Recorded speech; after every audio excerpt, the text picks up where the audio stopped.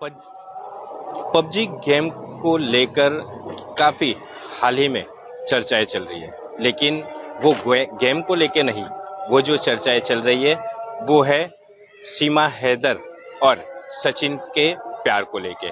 और दिन प्रतिदिन वो जो इश्यू है वो दिन प्रतिदिन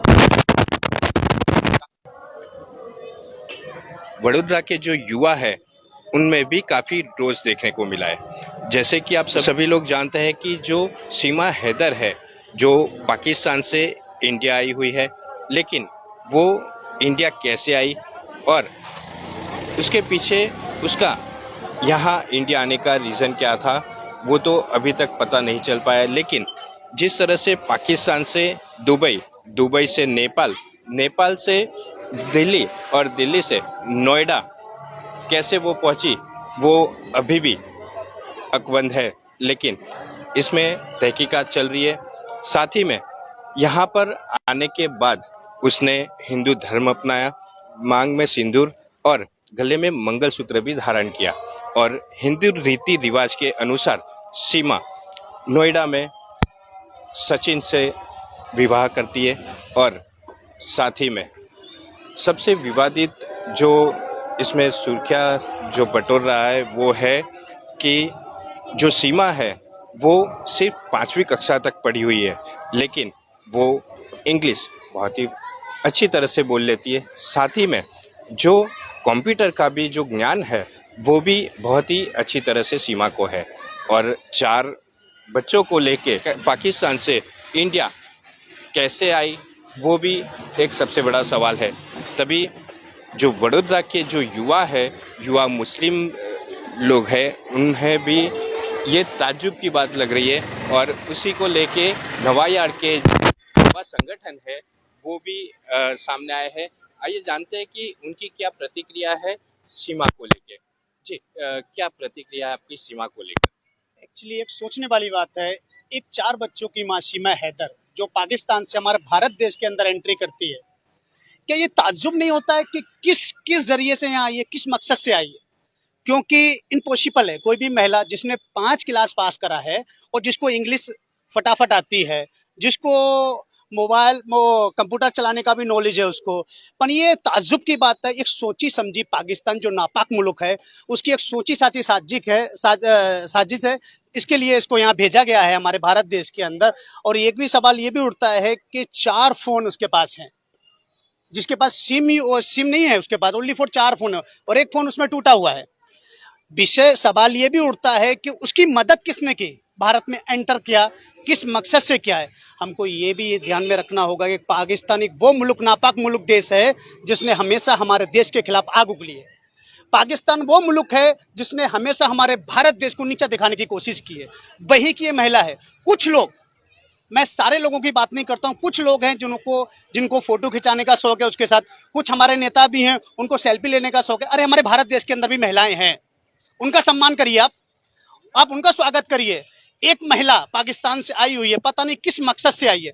मैं तो आज आपके माध्यम से बोलना चाहता हूँ, एक ये पाकिस्तानी एजेंट है, ये पाकिस्तान हिंदुस्तान में जो आई है पाकिस्तान ने भेजा है, कोई मकसद से भेजा है। आपको ये भी ध्यान में रखना होगा, ये वहां से आई है जहां दाऊद इब्राहिम जो वांटेड है हमारे भारत देश का, वो रहता है। ये ध्यान रखना चाहिए। और मैं भारत सरकार से अपील करता हूं कि इस पे जांच होना चाहिए। और जो सचिन नामक व्यक्ति है इसकी भी जांच होना चाहिए। इसके लिंक और तार कहां तक है पाकिस्तान में, किस तरीके से। ये पबजी का कोई कुछ नहीं है। ये जो आपको एक छोटी सी मैं बात बता दूं, वो बोल रही है कि मैं पबजी खेलती हुई हूँ। पबजी एक बहाना है खाली हमारे भारत देश के अंदर उसको एंटर करना था। और किस मकसद से आई है, ये सवाल उठता है। इसकी जांच होना चाहिए, जांच एजेंसी को। और ये सोचने वाली बात है, भारत देश के अंदर हमारे आ जाती है और 50 दिन तक रहती है, 50 दिन तक रहती है, किसी को मालूम नहीं है। मालूम कब पड़ता है, जब वो कोर्ट मैरिज करने जाते हैं, जब पुलिस को जो वकील साहब हैं वो इन्फॉर्म करते हैं कि भाई पाकिस्तानी महिला है। खुदा ना करे उससे पहले अगर कुछ बनाव बन जाता हमारे भारत देश के अंदर, इसमें जवाबदारी किसकी थी? जी बिल्कुल, जिस तरह से आपने कहा कि जो वकील है, सही में उन्हें सैल्यूट करना चाहिए कि उन्होंने पैसों को ना देख के उन्होंने ये पूरा जो केस है वो बाहर लाया। लेकिन जिस तरह से कहा जाता है कि वो किसी वैज्ञानिक के भी संपर्क में थी, तो उसे किस तरह से देखा जाता मैंने ये भी सुना है जो उसका एक भाई है वो आर्मी ऑफिसर है पाकिस्तान का, ये भी ध्यान में रखना होना है। और जो लड़की जिसने कभी पढ़ाई नहीं की, ओनली फॉर 5 क्लास पास है, इंग्लिश बेहतरीन बोलती है, कंप्यूटर चलाने का उसको नॉलेज है, आप समझ सकते हो। और वो आती कौन से धर्म से? मुस्लिम धर्म से। जिसको मुस्लिम धर्म के बारे में कुछ नहीं मालूम है, उससे सब सवाल किया जाता है कि फजर की जो नमाज होती है उसमें कितनी रकात है, उसको नहीं मालूम है, वो सॉरी बोल के बात खत्म कर देती। जो भी उससे सवाल किया जाता है कि मैं सचिन के प्यार में आई हूँ, और इतनी बेहतरीन तरीके से उसको समझा के भेजा गया है हमारे भारत देश के अंदर, जैसे कि वो साड़ी एकदम बेहतर तरीके से पहनती है, जिससे हमारी महिलाएं, जो हमारी हिंदू महिलाएं, वो पहनती हैं। हिंदी एकदम बेहतरीन बोलती है, जिसको उर्दू नहीं आती है, और पाकिस्तानी है वो, जिसको उर्दू नहीं आती उसको इस तरीके की ट्रेनिंग दी गई है। आपको भारत जाके पूरे हिंदू जैसे रवाज में आपको रहना है, जिस तरीके से वहाँ की महिलाएं रहती हैं। ये भी सवाल उठता है, ये भी सवाल है मेरा। और मैं, मेरे जो सरकार है, मुझे पूरा भरोसा है आदरणीय प्रधानमंत्री जी पे कि इसकी जांच होगी और पूरी जांच होगी। और जांच एजेंसी, अभी भी मैं बोलता हूँ कि इस औरत को, महिला को है ना, इसको अरेस्ट किया जाए और इससे वापस से पूछताछ की जाए और इसको जेल के पीछे रखा जाए। नार्कोटिक्स की भी बात की नार्कोटिक्स की भी बात की जा रही है, तो मेरा मानना ऐसा है कि होना चाहिए, जरूर होना चाहिए। क्योंकि सवाल ये भी उठता है कि कोई महिला एकदम से 4 बच्चों को लेके पाकिस्तान से दुबई जाती है, फिर दुबई से नेपाल के रास्ते हमारे भारत देश के अंदर एंट्री हो जाती है, अकेले तो आ नहीं सकती वो, जरूर उसकी हेल्प की गई है और उसकी भी जांच होना चाहिए। और सवाल ये भी उठता है जांच एजेंसियों पे कि इतनी आसानी से कोई महिला हमारे भारत देश के अंदर एंट्री कैसे हुई।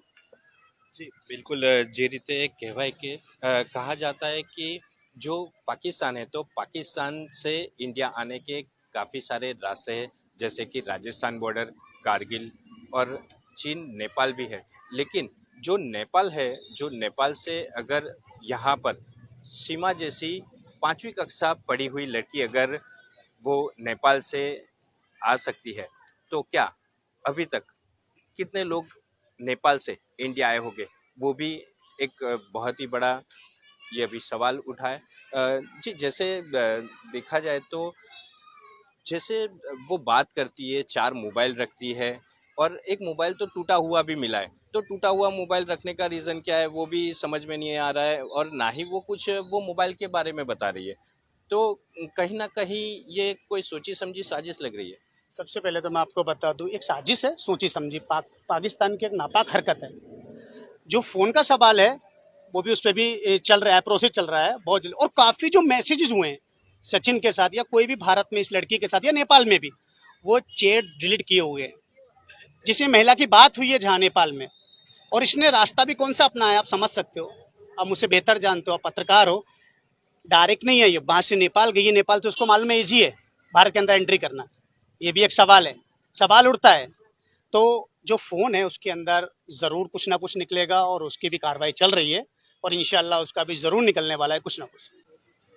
तो जिस तरह से दोस्तों ये जो वडोदरा के नवायार के जो युवा है वो बाहर आए हैं और उनका कहना है कि जो सीमा है उसको पाकिस्तान नापाक हरकत करके वो यहाँ पर इंडिया में उसको भेजा है, क्योंकि जिस तरह से वो पाकिस्तान से यहाँ पर आई और यहाँ पर हिंदू रीति रिवाज भी उन्होंने बहुत ही अच्छी तरह से फॉलो किए। सोचने जैसी बात यह है कि पाकिस्तान जहाँ पर पढ़ाई पर रोक लगा दी जाती है, औरतों पे बुरखे बिना औरत या लड़की बाहर नहीं निकलती है, वहाँ 5वीं कक्षा पढ़ी हुई लड़की कैसे इंडिया तक पहुंची?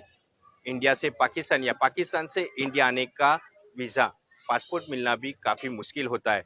वहीं जब सीमा इंडिया पहुंचती है तो ये काफ़ी सारे सवाल यहाँ पर चल रहे हैं। लेकिन अब सीमा के बारे में क्या और ज़्यादा जानकारी मिलती है वो देखने वाली बात है। वडोदरा से उस्मान दुधवाला के साथ विशाल ठाकुर, वडोदरा वॉइस।